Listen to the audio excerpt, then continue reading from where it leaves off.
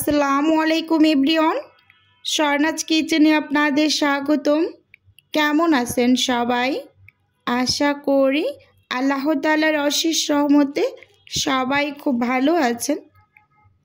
আজকে আমি আপনাদের সাথে শেয়ার করব দুইটি ভিন্ন স্বাদের ইফতার রেসিপি।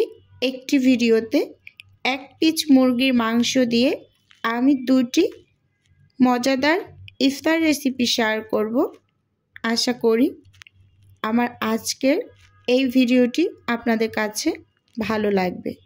প্রথমেই আমি এখানে এক পিস মুরগির বুকের মাংস নিয়ে নিয়েছি। ছোট ছোট করে কেটে এভাবে টুকরো করে নিয়েছি। এখন ম্যারিনেট করে রাখবো। সেজন্য এখানে স্বাদ অনুযায়ী লবণ দিয়ে দিলাম, আর সেই সাথে এখানে আমি পরিমাণ মতো আদা বাটা রসুন বাটা দিয়ে দেব। হাফ চামচ রসুন বাটা দিয়ে দিলাম, সেই সাথে হাফ চামচ আদা বাটা দিয়ে দিয়েছি। গুঁড়ো মশলাগুলো অ্যাড করে দিচ্ছি। হাফ চামচের থেকে কম পরিমাণ দিয়ে দিলাম হলুদ গুঁড়ো, হাফ চামচের থেকেও কম পরিমাণ মরিচ গুঁড়ো, টালা জিরার গুঁড়ো আর ধনিয়ার গুঁড়ো দিয়ে দিলাম হাফ চামচের থেকেও কম। এখানে একটা টেবিল চামচের 1 চামচ সয়া সস ব্যবহার করেছি। সেই সাথে এখানে আমি সামান্য কিছুটা পরিমাণ টমেটো কেচাপ ব্যবহার করছি, একেবারে অল্প করে। একদম বেশি পরিমাণ দিয়ে দিলে কিন্তু টেস্টটা ভালো লাগে না, তাই অল্প করে একটু দিয়ে নেবেন। এখন সব কিছু একসাথে খুব ভালোভাবে মিশিয়ে নিতে হবে। খুব ভালোভাবে মেশানো হয়ে গেলে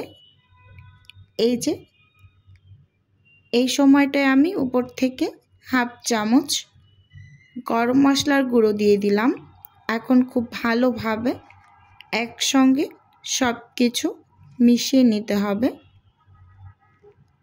অবশ্যই সব সময় মুরগির মাংসটা একটু ম্যারিনেট করে রাখার চেষ্টা করবেন, এতে করে মশলাগুলো একটু মাংসের ভিতরে ঢোকে। যে কোনো নাস্তা বানালে সেটা খেতে ভীষণ ভালো হয়, তাই একটু হাতে টাইম নিয়ে অবশ্যই মাংসটা একটু ম্যারিনেট করে রাখবেন।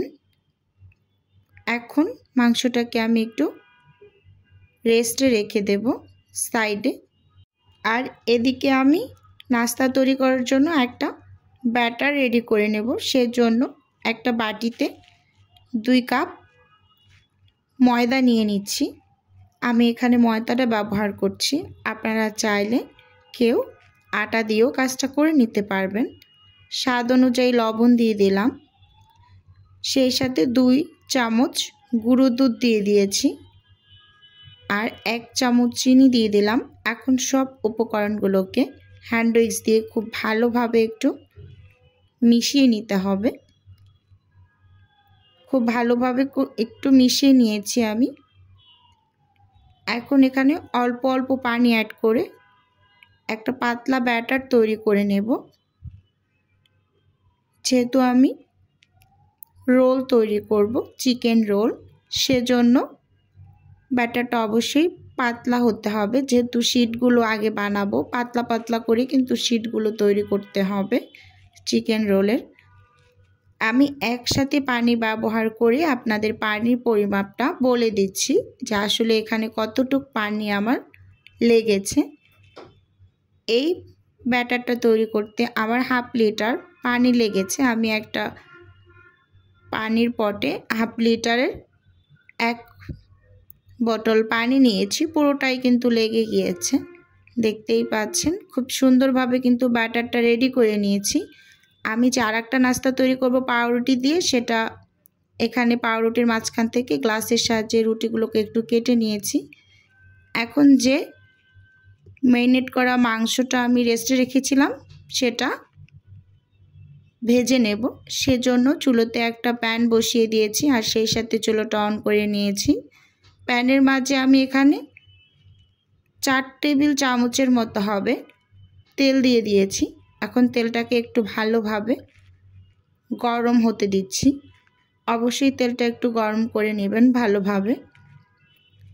এই যে এখন এই পর্যায়ে আমি ম্যারিনেট করা মাংসগুলো দিয়ে দিচ্ছি। এখন দিয়ে খুব ভালোভাবে একটু নেড়ে চেড়ে ভেজে নেব। এই নাস্তাটা খেতে ভীষণ ভালো লাগে। ইফতার টেবিলে রমজান মাসে আমরা বিভিন্ন রকম আইটেম তৈরি করে থাকি। অবশ্যই এই দুইটি রেসিপি আপনারা ইফতার টেবিলে রাখতে পারেন, সবাই প্রশংসা করবে খেয়ে। খুব ভালোভাবে একটু নেড়ে চেড়ে এখন ঢাকনা দিয়ে ঢেকে আমি 2-3 মিনিটের মতো একটু রান্না করে নিয়েছি। তারপর আবারও ঢাকনা খুলে একটু নেড়ে চেড়ে নিচ্ছি। এখন আবারও ঢাকনা দিয়ে ঢেকে একেবারে 80% মতো সিদ্ধ হওয়া পর্যন্ত এই যে রান্না করে নিয়েছি। এখন ঢাকনা খুলে আবারও একটু নেড়ে চেড়ে নিচ্ছি। আর এই পর্যায়ে আমি উপর থেকে বেশ কিছু পেঁয়াজ কুচি আর 2টা ছোট ছোট কাঁচামরিচ কুচি করে কেটে এই যে দিয়ে দিয়েছি। এখন খুব ভালোভাবে একটু নেড়ে চেড়ে মিশিয়ে নিচ্ছি। আর এই পর্যায়ে কিন্তু মাংসটা অলরেডি সেদ্ধ হয়ে গিয়েছে। এখন আমি ঢাকনা দিয়ে ঢেকে 1 মিনিটের মতো একটু রান্না করে নেব। এই যে 1 মিনিট পর আবার একটু নেড়ে চেড়ে একটা ডাল ঘুটনির সাহায্যে আমি মাংসগুলোকে একটু খুব ভালোভাবে ভেঙে নিচ্ছি, নাস্তাগুলো তৈরি করতে যাতে একটু সুবিধে হয়। একদম আস্ত আস্ত থাকলে উঁচু উঁচু হয়ে থাকবো, তখন নাস্তাগুলো তৈরি করতে একটু কষ্ট হবে। তাই এভাবে যদি একটু ভেঙে নেওয়া যায় তাহলে নাস্তাগুলো খুব ইজিলি তৈরি করে নেওয়া যায়। খুব ভালোভাবে কিন্তু মাংসগুলো সেদ্ধ হয়ে গিয়েছে একেবারে। এখন মাংসটা ভাজা ভাজা হয়ে গিয়েছে, একদম ড্রাই। তাই উপর থেকে আমি 1 চামচ কর্নফ্লাওয়ার একটু পানিতে গুলিয়ে দিয়ে দিয়েছি, একটা জুসিনেস যাতে বজায় থাকে। নাস্তা তৈরি করার পর ভিতরে যদি একটু জুসিনেস না থাকে তাহলে খেতে কিন্তু ভালো লাগে না। তাই দিয়ে নেড়ে চেড়ে এই যে এখন নামিয়ে নিচ্ছি একটা বাটিতে ঠান্ডা করার জন্য।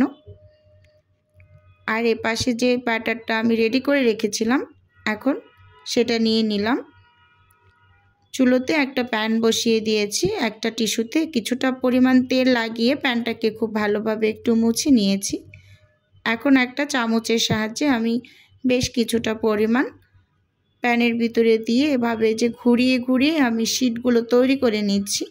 1 মিনিটের মতো লাগে একটা শীট তৈরি করতে। আর চুলোর আঁচটা একেবারে লোতেও না একেবারে হাইতেও না, একটু মিডিয়ামের থেকে হালকা লোতে রেখে আমি শীটগুলোকে তৈরি করে নিচ্ছি। যখন উপরটা এভাবে শুকিয়ে আসবে তখন এটাকে উল্টে দিতে হবে। এই যে দেখতেই পাচ্ছেন উল্টে নিলাম। এখন এটাকে আমি তুলে নেব। ঠিক এভাবে করেই কিন্তু আমি সব শীটগুলোকে এই যে এখানে তৈরি করে নিয়েছি। খুবই পাতলা পাতলা করে কিন্তু শীটগুলো তৈরি করতে হবে, মোটা মোটা তৈরি করলে কিন্তু খেতে বেশি একটা ভালো লাগে না। অবশ্যই পাতলা করে নেওয়ার চেষ্টা করবেন। এখানে আমি 4 টেবিল চামচ ময়দা একটু পানিতে গুলিয়ে একটা আঠা তৈরি করে নিয়েছি, এই যে দেখিয়ে দিলাম একটু। এখন আমি একটা শীট নিয়ে নিয়েছি, শীটের চারপাশে আমি যা ময়দার যে আঠাটা বানিয়েছি সেটা দিয়ে দিচ্ছি। একদম এভাবে করে 4 সাইডে একটু লাগিয়ে নেবেন। তারপর এই যে পুরটা যে রেডি করেছি সেটা কিন্তু ঠান্ডা হয়ে গিয়েছে। এখন আমি একটু বেশি করেই পুর দিয়ে দিচ্ছি যাতে খেতে বেশি ভালো লাগে। আর পুরটা একটু বেশি হলে খেতে বেশি ভালো লাগে। 2 সাইড থেকে এই যে চেপে চেপে লাগিয়ে উপর থেকে রোলের মতো করে ভাঁজ দিয়ে আমি নাস্তাগুলোকে তৈরি করে নিচ্ছি। ভিডিওর এই পর্যায়ে এসে প্রতিদিনের মতো আমার প্রিয় আপু এবং ভাইয়াদের উদ্দেশ্যে একটা অনুরোধ করছি। আমার ভিডিওর কোনো অংশ যদি আপনার কাছে একটুখানি হলেও ভালো লেগে যায় তাহলে অবশ্যই চ্যানেলটি সাবস্ক্রাইব করে আমার পাশে থাকার অনুরোধ রইল। আর ভিডিওর শুরুতে একটা লাইক দিয়ে ভিডিও দেখা কন্টিনিউ করবেন। আপনার একটা লাইকই পারে আমার এই ভিডিওটা আপনার মতো আরও অনেকের কাছে পৌঁছে দিতে। তাই দয়া করে বলছি একটা লাইক দিয়ে দিন। এই যে সব নাস্তাগুলো তৈরি করে নিয়েছি, এখন পাউরুটির নাস্তাগুলোও তৈরি করে নেব। সেজন্য এখানে আমি 2টা পাউরুটির স্লাইস নিয়ে নিয়েছি। এখন ওই আঠাটা লাগিয়ে নিচ্ছি, ময়দা দিয়ে যে আঠাটা বানিয়েছিলাম সেটা চারপাশে লাগিয়ে নিচ্ছি। একদম খুব ভালোভাবে একটু চারপাশে লাগিয়ে নিতে হবে। এখন ওই যে পুরটা দিয়ে দিচ্ছি 1 চামচ মতো করে। পুরটা দিয়ে উপর থেকে আর একটা পাউরুটির স্লাইস দিয়ে এভাবে চেপে চেপে মুখটা বন্ধ করে দেব। এই যে লাগিয়ে নিয়েছি খুব সুন্দরভাবে। দেখুন খুব সুন্দরভাবে কিন্তু আঠা দিয়ে লাগিয়ে নেওয়া যায়। আপনারা এইভাবে করে লাগিয়ে নিতে পারবেন। আমি আরও একটা করে একটু দেখিয়ে দিচ্ছি। আঙ্গুল দিয়ে কিন্তু এভাবে করে একটা পাউরুটির স্লাইসের উপর সবগুলো খুব সুন্দরভাবে লাগিয়ে আমি এখন আবার ওই যে চিকেনের যে পুরটা রেডি করেছি সেটা দিয়ে ওপর থেকে আর একটা পাউরুটির স্লাইস দিয়ে হাত দিয়ে খুব সুন্দরভাবে চেপে চেপে এই যে এভাবে লাগিয়ে নিয়েছি। আর এখানে আমি শীট তৈরি করার জন্য যে ব্যাটারটা রেডি করেছিলাম সেখান থেকে আমি 3 চামচের মতো উঠিয়ে রেখেছিলাম।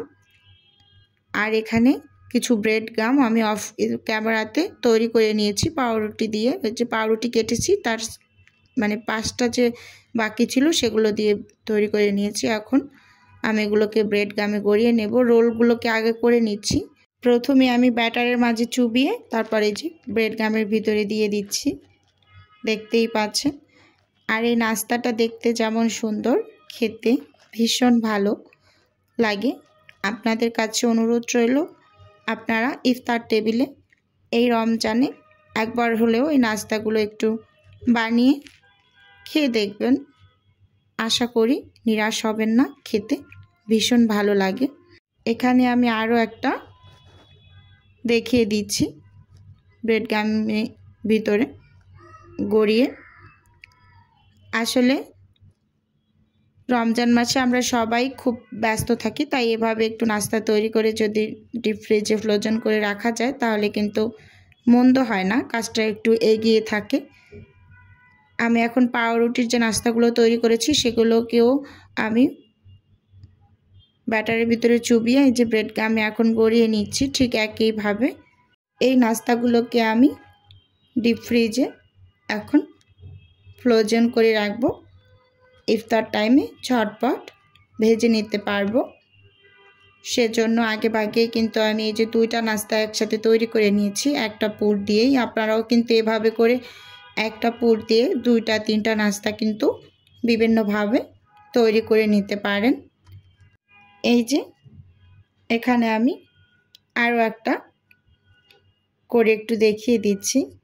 প্রথমে চুবিয়ে নিয়েছি ব্যাটারের মাঝে, তারপর ব্রেড গামে গড়িয়ে নিচ্ছি। এই কাজটা অনেকে ডিম দিয়ে করে থাকে, কিন্তু ডিমের থেকে এভাবে যদি আপনারা ময়দা বা আটার ব্যাটার গুলিয়ে যদি করে থাকেন তাহলে সেই নাস্তাটা খুব বেশি পরিমাণ মুচমুচে হয়ে থাকে।